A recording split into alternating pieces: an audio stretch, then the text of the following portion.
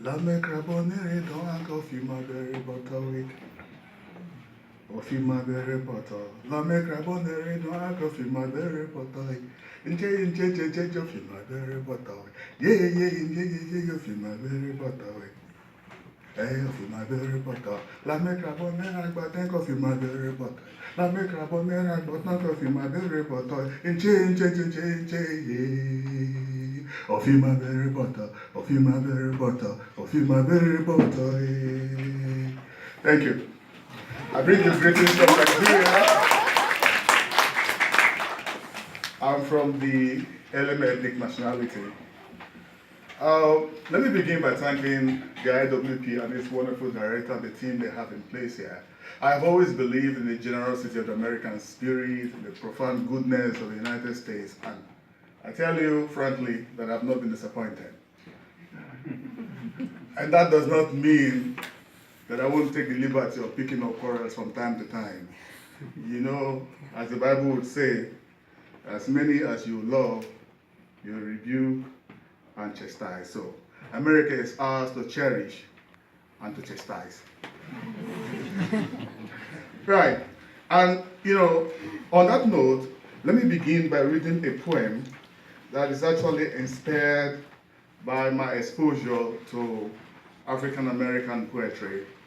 And this poem is entitled Grown Burden. It's inspired by Amiri Baraka's preface to a 20-volume suicide novel. I was introduced to Amiri Baraka for the first time during my undergraduate program at the University of Nigeria, but I got to read this poetry a lot more seriously when I was required to read it as part of a course called Black Literature in the New World at the University of Port Harcourt as part of my MA program. All right. There's something fascinating about Amiri Baraka's poem. And what I have capitalized on is the innocence of the child persona in that poem and use it as a basis for my intertextuality. So I'm going to warn you, please, if there's any credit in this poem, please give it to Baraka. If there are liabilities, I will take them. All right. So Grown Burden is a poem in Length of Eyes. Length of Eyes has been introduced in a way by Dr. Christopher Merrill. I will not belabor it, only that I'd like to strike a joke that collection was also a finalist for the Association of Nigerian Authors Poetry Prize, and it came second. But in the country where I come from, you don't speak very highly of things that have come second. Now that I'm in America, I can take that liberty because I see that Americans have so much fidelity to the word second, as indicated in their fidelity to the Second Amendment. I'm just kidding. All right. Grown Burden. Grown-ups are sad stories. They drift in the storms that knock the stars from the sky and break down the pillars of faith. I know it, I've been there, trapped in clouds. I too have counted drowsy stars in the sky, all the dark holes that live in the sky when they fall. I too have loved the silly murmur of the wind and the jeers of a world without soothing songs. I too have listened to the music of death. I have heard the groaning of the dying, and I have seen open graves at noon in my pathway. How can I deny the facts? Life often bears its fans. In the face of all evidence, how can I deny the aches? How can I ignore the pain when God fails to add up in my mind? How can I deny the facts? My own bones have been scattered in a dry and dreary valley, and I've seen God to be great in amnesia. So how can I say it is often easy for goodness to come? For you to sweep the bones into place, bone to bone, sinews on the garment of flesh, and channels of fresh blood coursing through them all. Yet, I believe that a little girl in Baraka's poem, holding God in her palms while grown-ups dot their suicide notes, whispering her simple faith into his ears. I think I know why only children will go to heaven. It is written in the tiny palms of Baraka's girl. Thank you. Right. The next poem is what Zampali said to me, and it's also taken from the same collection. Zampali is a fiendish, impish, perhaps mythical poet that came to me. Whether I encountered him in the spirit or in the flesh, I cannot tell. Whether I was in trance or in my fleshly understanding, I cannot tell. But I find that the globals of anguish that are woven in Zampali's utterance are so manifest that we can connect to them across borders and generations. And so, what Zampali said to me: on this same soiled earth where I died yesterday, I come to name the lines in the sand. So, what should I do with the fire in my hands? Down at the confluence of nerves and tangled tempers, a museum of straw trembles over bleeding eyes. So, what should I do with the fire in my hands? My heart hangs at their angles, and charged motors land at the edge of a howling typhoon. So, what should I do with the fire in my hands? I come to name the lines in the sand. Dry stalks dare me to stand. Time to draw the short straw. But, so, what should I do with the fire in my hands? Thank you. Well, let me read what I think it's what I intend to read as the last poem from Length of Eyes, and it's a poem called The Twilight, The Light of the Twilight. I didn't write this poem deliberately for the Nigerian Jamaican poet Lindsay Barrett, but I have come to dedicate this poem to him because in its raw form, I read it for the first time at his birthday celebration. And this is a poem in which I'm able to interact and venerate the wisdom of age. It is more like a chant to me. It's more like a chant and not a poem. And the fascinating thing about chants is that you do not listen to them with your ears, you listen to them with your spirit. Because what makes them profound is not mellifluity, it's not that they are sonorous. There's a deep structure in chants that call to deep. So as the Bible would say, it's like deep calling to deep. So please listen with your spirit, don't listen with your ears. The light of the twilight. At the twilight zone between generations, the zest of youth meets the wisdom of age.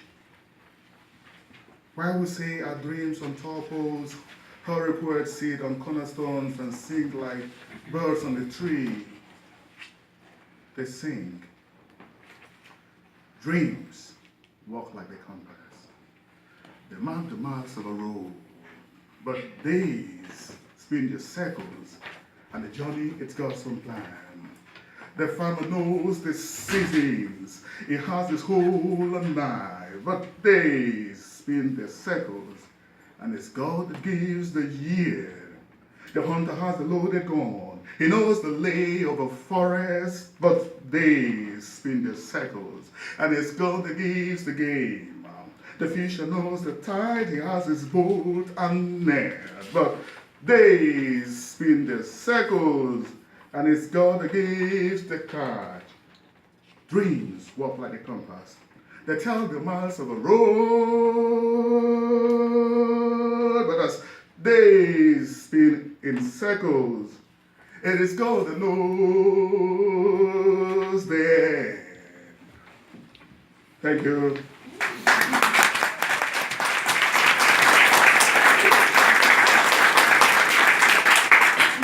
Yeah, perhaps it will be a disservice if I do not read from Thunder Protocol, because Thunder Protocol has come to represent my most visible book. It is the most recent and is the most visible. And so let me see, within the timeline that I have, I think I have about 5 or 7 minutes more. So I don't want to use it to extend that. I'll see if I can do 1 or 2 poems from this collection. And I'm going to do them as chance. Oh, yeah, let me read something that speaks to the moment. I have a poem here called The Dialogue of the Deaf. And it's a poem that I would love to dedicate ironically to the United Nations and all the entities of might in the world. But I think that only this one I was thinking about, and I said, no, it's proper that I should dedicate this poem to those who are suffering in all the sites of conflict around the world, whether you look at northeast Nigeria with the problems of insurgency and terrorism and state response, whether you look at the Niger Delta, a perennial sore, and that's the region I come from, whether you look at Libya, you look at Somalia, you look at Yemen, you look at Afghanistan, you look at Palestine. Oh my God, that's a terrible soul that has refused to heal. Whether you look at Iraq, and of course if you look at Syria. One thing that is very clear is that the dialogue that has been going on for years in respect of the accumulation and control of power is actually the dialogue of the deaf. And you find entities of mind that are positioned, and sometimes they speak, but in truth, it appears that they have grown more in love with their own voices. And so they could argue on both sides and debate about what is wrong and what is right. But how does that translate to the common man and common woman on the street? The woman who wakes up just one morning and the equation of her life is altered. Her child is dead, she's under fire. Look at Syria. It is going to take at least 50 years of stability for Syria to rebuild itself. We're not talking about a human cause here. And you look at what is happening there with the battle, the war that is going on, Russia and America playing out their Cold Peace equation. There's no Cold War anymore, so it's Cold Peace. You look at Iran and Saudi Arabia there, playing out their Sunni Shiite proxy war. You look at Assad, a very detestable leader who thinks that he has to hold on to power and that everyone in his country can die as long as he holds on to power. You look at the so-called freedom fighters who are driven by their own interpretation of right and wrong and do not see that it is a crazy thing to burn down your house because you are in pursuit of right. And then you look at the very detestable one called ISIS, which I will not mention twice. So ladies and gentlemen, this is the dialogue of the deaf. They have all come to the dialogue of the deaf in the great square of the people. They always cry out their gods on the old Yuroko in the village square. But the people hold the dialogue of the deaf. Their hearts call for gore and tears. All day long from sunrise to sundown, the people hold the court of the deaf. All night long under the full moon, voices hit the ears of stone. They sit under the banner of errors. The dialogue of the deaf knows no respite. So serious a business, they all say. The bargain will consume the hagglers. Who does not know the dialogue of the deaf? It is a monologue of spears and poisoned arrows. It is the strength of cannon over reason. It is the numbering of littered corpses. No wonder vultures are sentinels at the Congress. But they know that owls do not cry in vain. The vultures bear witness at the people's court. The promises are safe in their talons. Although the vultures know what the owls know, the people's sages are deaf and daft to go. The sages slobber over the people's totems, while the court of the deaf counts its many cases, with the tongues of fire and ears of stone, and the vultures bear witness at the people's court. The hard counts are safe in their talons, because the vultures know what the owls know. The children of the land have come to the gates. The children are shocked by the dialogue of the deaf. The children hear the owls wailing on the oracle. The children see the vultures as sentinels. The children know the signs in the fetid air. The children arm themselves with teeth for gnashing. Yours and swords mark the home of war. Blown stomachs and reedy legs mark the children at the gates. Yet, the sages hold the dialogue of the deaf, and the people's square is a tremor of voices.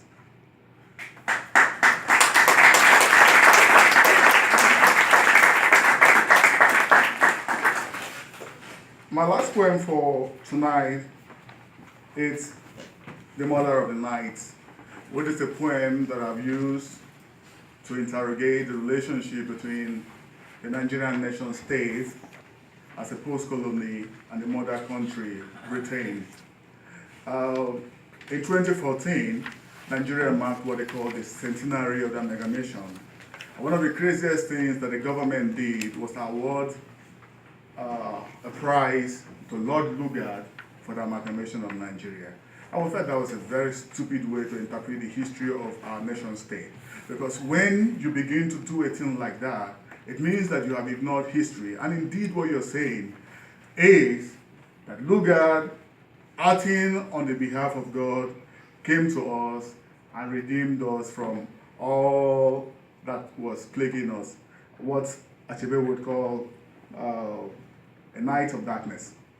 So, and that has been the relationship between Nigeria and most post-colonial societies and the mother countries. And if you remember, just earlier this year, Cameron, the British Prime Minister then, said that Nigeria was fantastically corrupt. And the head of state, the new head of state in Nigeria said yes. But in truth, a great deal of what is stolen from Nigeria and what has been stolen since 1960 has been domiciled in the West, and Britain in particular. And so we are arguing that if you want to help us from being fantastically corrupt, please be fantastically incorrupt and repatriate every fund that is stashed in your banks that is keeping your country solvent and liquid. So this is the mother of the night, and this is my last chance for the evening. Is it our common word or our common grief that has tied us together? In this feast of unity, does the common mother fed the Union Jack or the Union Jackals? It is the gathering of the tribes, and our common folks honor the common mother of our wealth. The proud choir offers a medley of songs to thrill our mother. God bless the one, the mother of the termites. God bless the one, the mother of the land thieves. God bless the one, the matron of the slave horn. God bless the one who made us poor. God bless the one, the creator of the ant hills. God bless the one, the plunderer of the black race. God bless the one, the plunderer of the third world. God bless the one who stole from us. And then the lead voice speaks. All hail the one who thought it wise to live with our Lugard kind, but crowned amongst us, knifed at our kind. She has crowned them. Crown them, crown them, crown them and them, crown them, crown them and them, crown them. She has crowned them and them robber chieftains. They have come with their banners, with their cows, with their guns. They are knights of the crown. They are conquerors of all. They are conquerors of all. She has crowned them and them, crowned them and them, crowned them and them, crowned them, crowned them, crowned them and them, crowned them. She has crowned them and them, the thieves of thieves. They have come in Agbada, they are flowing gowns of loot. They are knights of the crown. They are conquerors of all. They are conquerors of all. She has crowned them and them, crowned them and them, crowned them and them, crowned them, crowned them. Crowned them and then crowned them. She has crowned them, robber chieftains. They have come in their khaki, their armor of war. They are knights of the crown. They are conquerors of all. They are conquerors of all. She has crowned them and then crowned them and then crowned them and then crowned them, then crowned them. Crowned them and then crowned them. She has crowned them and then the thieves of thieves. And then there is a pause. The singers gauge the silvery strings in their throats, oil and tone, tone and oil. It must be a sweet rendition to the mother, mind you. And all the songs flow, hit the airwaves, wavelengths stretch from pole to pole. Jack and Jackals must be happy. So the choir sings. Their strong heads are in Swiss banks, their legs on the rock. They are knights of the crown. They are conquerors of all. They are conquerors of all. She has crowned them, and then crowned them, then crowned them. Crowned and then crowned them, she was crowned and then robber chieftains. And then there's a pause and silence, and then the lead voice speaks. They have surpassed the mother's expectation. Every rogue flies his own flag. Every thief has multiplied 1,000,000 times. So, thieves, oh thieves, everywhere, everywhere. And thieves, oh thieves, everywhere, everywhere. The thieves shall reign forever and ever. Oh thieves, from Lagos to Abuja. And thieves, from Kano to Enugu. The thieves shall reign forever. And thieves, oh thieves, from Port Harcourt to Mina.